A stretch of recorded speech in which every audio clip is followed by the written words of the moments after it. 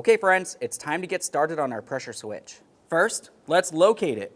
If you make your way over towards the passenger side front, you're going to be able to find it located right here. Now of course there is wiring that leads to it. We're going to have to go ahead and disconnect that.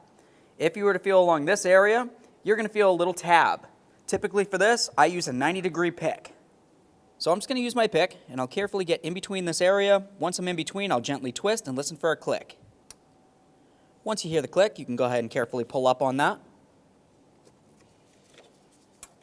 Every time you disconnect an electrical connector, you need to take a peek. If you see any funny colors, it's corrosion and it would need to be dealt with. This one looks fine, so I'll set it aside. Now let's move down along the lower area of the switch itself. You're going to find a 17mm hex down here that you're going to grab onto and carefully turn this counterclockwise.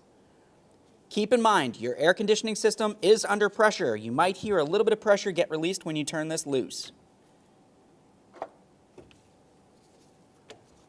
Go ahead and unscrew that.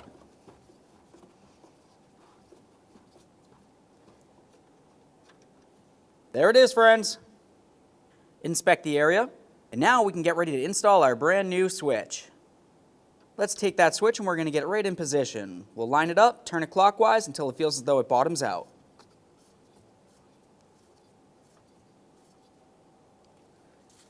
Snug it up with your 17mm wrench.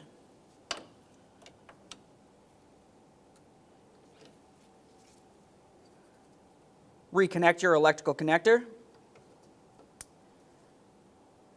Now you want to go ahead and start up the car, let it run for a little while. You're going to want to test your air conditioning and make sure it functions properly. Thanks for watching.